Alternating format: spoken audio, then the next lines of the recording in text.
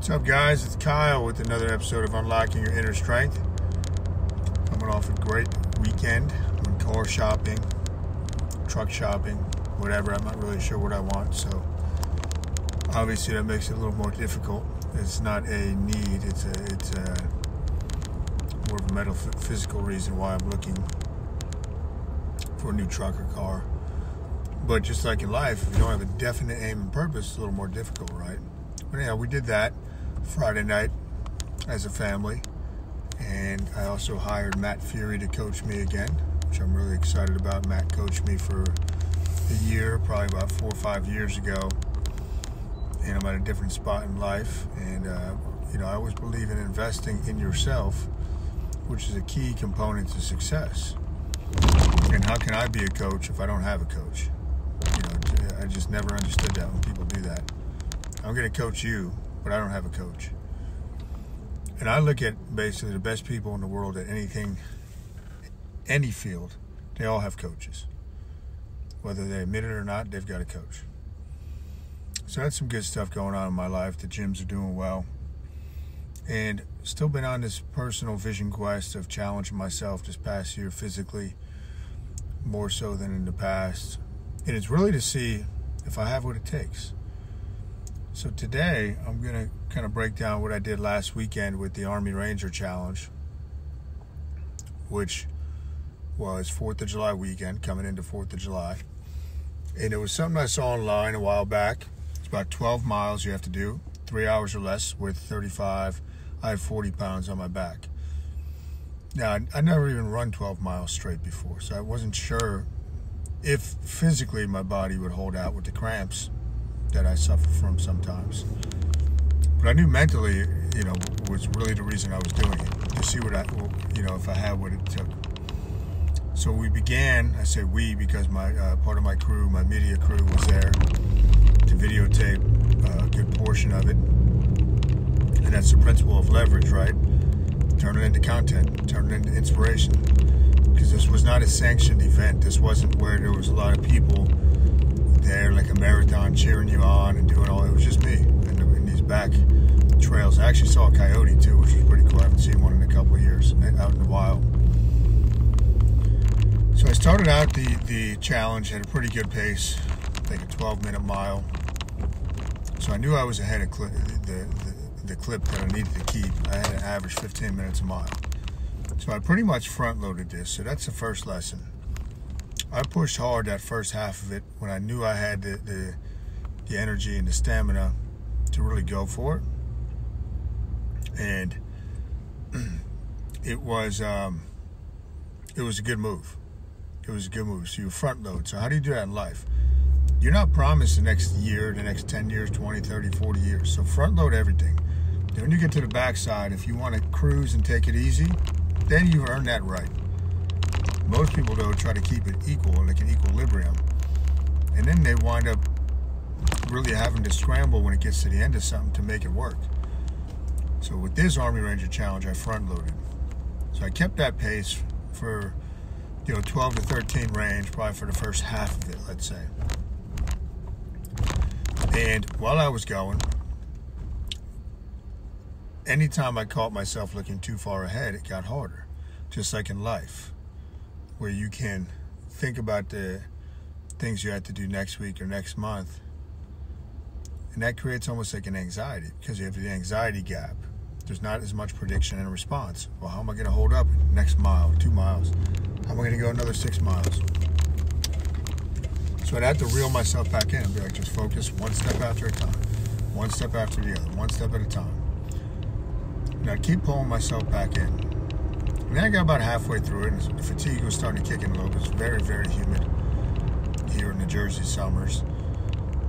Then I started doing my self-talk. I feel great. I don't get tired. I feel great. I don't get tired. I feel great. I don't get tired. And I kept repeating that to myself, and I was saying it out loud. And that really carried me through a good portion of it. Now, when I was coming on to end of lap 3, so I'm about 9 miles in at this point, I started getting my cramps. They're in my calves, which I knew was going to be different than I normally get the cramping. Different part of my legs, just because the gait was different and everything. And I also knew that was the only potential thing that was going to be able to stop me from completing this. Was if I got massive cramps where I literally could not move. So I kept changing my gait, and I was talking to it. You're not going to beat me. You're not going to beat me. You're not going to beat me. And I was praying to God, that God guide me through this. Help me figure out how to get through this. Which I think is very important. When we lean too much on our own understanding, we're going to fail most of the time. When you realize that you have a guiding power out there, for me, Jesus, Christ, God, for some of you, that might be the universe, whatever you want to term it, we're talking about the same thing. Whatever helps you understand it. And then I called Devin around lap 3 just to hear her voice, and I wanted to talk with the kids briefly. Because when I do these types of challenges, I think of them. When I do my 8-minute set of squats, I think of them. And when I say that, I'm just connecting the dots now, but it's really like I'm pushing myself physically to tap into another realm, to become a stronger and better leader, better father, better husband. You might say, well, how does doing an Army Ranger challenge by yourself do that? Because it's tough. And I'm always building up mental toughness. And I put myself in these situations to see, can I make it? And I also realize, you know what? If you don't make it, you're not dead. You're still in the game. It's not a huge deal. But at least you're in the arena. You're getting bloodied up. But most people are just standing on the sideline, watching, and they're critiquing, but they're not doing. I'm a doer. I like to get in there and mix it up. I want to put my theories to the test as far as how I train and take care of my body. Everybody says, whoa, this doesn't work. The Panda method can't work. The way you train doesn't work. What do you mean you eat 6 meals a week? What do you mean you drive fast every week? But I'm living proof because I feel great. I feel young. And again, I put it up against a challenge. I didn't eat beforehand. I didn't eat until 12 hours later for dinner. And this was a pretty extreme challenge, at least as far as where I'm at. And that's another thing, guys. It's relative. Maybe you haven't walked a mile in your life. Get up and walk a mile. You don't have to start with the Army Ranger Challenge. There's people that run 100, 200-mile races. There's a dude that runs cross country, literally across the country. So it's all relative. Don't get caught up in comparing what I did with what you do or what somebody else did. Be proud of, hey, I'm pushing myself. I'm going to step up and really push it to the limit and see what happens here. So, when I got done, I came in at 2 hours, 54 minutes. So the last mile was really struggling to even move. But I front-loaded it. So I didn't have to worry about it. I knew if I could just walk at a fast pace with the backpack on, I was going to be good. Keep an eye on the clock. And I did it. But the last, half a mile, I hit a wall. I was like, man, there's nothing left. But I just kept moving. One foot after the other, one foot after the other. And then when I stopped, my video guys were there, Oak and Dan. I actually broke down and started crying a little bit. Was I sad? No, I wasn't sad. It was tears of joy. It was tears of the spirit. And that's why I love doing the challenges, guys. You put yourself up against this really